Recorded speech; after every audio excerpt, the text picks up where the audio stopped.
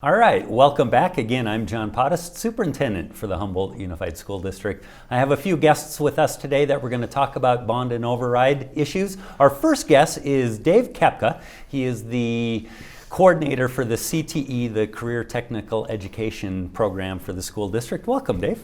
Thanks for having me. Glad to be here. Absolutely. So one of the things in the bond is that we're going to be talking about is some additions to the CTE program. Can you tell us a little bit about that? Yes, we're looking at adding our construction trade program. Back in early 2000s, we did have construction trade, and the program went away when the teacher went away. The teacher always makes a program, it seems, as most people know. But we're looking forward to having the option of bringing back construction trade. As you know, construction in our area is really booming these days, and the ability to train the kids to have that option and to learn those skills is a great option for them, as well as the partnerships that we are creating with the Yavapai County Contract Association, as well as Yavapai College and Mountain Institute, CTED. Absolutely. And so we do have the school district has a partnership with CTEC and with JTED, and our kids do have some opportunities. But this is a program that we're talking about housing back on Bradshaw Mountain High School campus. Correct. For the students there. Right. And what are some of the advantages of bringing the kids over there? I mean, keeping the kids over there? Well, it's tough to fit centralized classes for the CTED because kids have to travel, they have to work it into their schedule. And that would mean the kids would only be able to take the 5 classes on our campus and then travel. Whereas if we have the program on site, then that takes away the travel time. So it gives the kids the option to go ahead and take more programs, obviously, on our campus, which then, you know, they could easily take the construction program if they are inclined to be interested in the construction trades. Yeah, and so the focus, and you said it earlier, I just wanted to reiterate, the focus of it on that part of the bond is to establish or reestablish a construction trades. And as you pointed out, we've got quite a bit of construction going around here. Right. And when we're talking about construction, we're kind of, I mean, it's all aspects. It's not Correct. Just framing. It's electrical, it's plumbing, drywalling, it's a little bit of everything. Yep. So it would provide, you know, the students those skills in general of all involved with construction. Yep.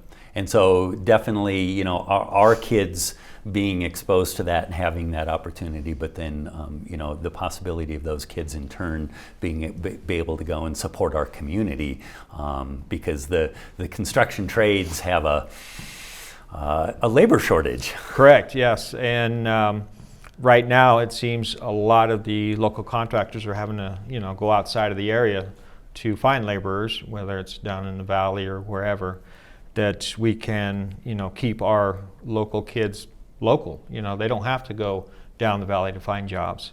And our community can, you know, keep our students local. They can be trained locally. They, again, will get the skills. They'll be certified in certain areas depending on what their interests are, whether it's, again, the plumbing field, drywalling, electrical. You know, they'll have those options through the program through Yavapai College as well. Excellent. All right. Well, thanks, Dave. I appreciate being here to talk about all things CTE, Career Technical Education, and the opportunity that our students and even our greater community would realize with, you know, some support in that area. Thank you for the opportunity to share CTE. Absolutely. Next up, we have Patrick Keeling, who is the Director of the Informational Services Information Technology Department of the school district. Welcome, Patrick. Well, thank you for having me here. Absolutely, it's good to have you. And just like CTE is a specific part of what's written into the bond, some technology infrastructure and support for technology is in the bond too. Yes, yes. In the bond, we've got some student safety pieces that's related to camera systems, intercom, fire alarm, phone, and some other infrastructure pieces in there as well to support student devices and staff devices. But the student and staff device counts really make up over about half of what we're looking at in the bond. Okay. And so talk a little bit about what that looks like. So why a need for those devices?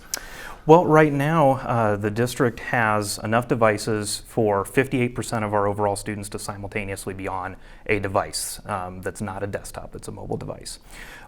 So of the 58% of those devices, we've got 72%, so that sub-percentage of devices is 3+ years old. And quite a large number of those devices are around the 5-year mark that we've repurposed and turned into Chromebooks and have kind of limped along as we can. But in the 8 years of talking about one-to-one technology, we still are only at that 58% coverage for our students, and again, that's a fairly old fleet by and large. Yeah, and so you talk about 5 years, old for technology. That's in technology lifespan. It's at the end of their lifespan. Absolutely, and like I said, we can keep limping them along, but the experience on those older devices is not quite what we'd like to see. Absolutely. And so part of the bond is talking about just getting devices into to students' hands and teachers' hands and updating the current devices that we have. Yes, and I'm glad you brought up teachers. Teacher devices are part of this as well, because we want our teachers to have the tools that they need to provide the instruction that we're looking for our students. Just this fall for teachers, we ended up repurposing older laptops to get them something in their hands, because the primary device that most of our teachers have is the desktop in their classroom, because we have not been able to provide those devices to teachers to even keep pace with what resources they have in alignment with what resources the students have.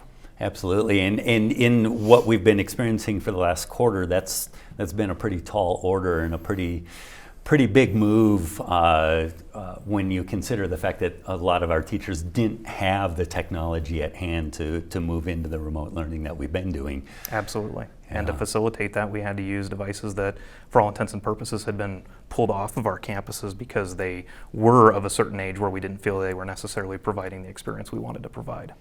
And so part of what you were just talking about here that we're talking about is getting devices into kids' hands, but it's not necessarily just about getting a device, and it's not necessarily about putting kids on computers. The reality is teaching and learning has changed a bit over the past few years. Yes, and part of having enough devices to cover our student population provides flexibility, right? So the device is just a bunch of plastic and metals and software. It really isn't that significant, but what it does is.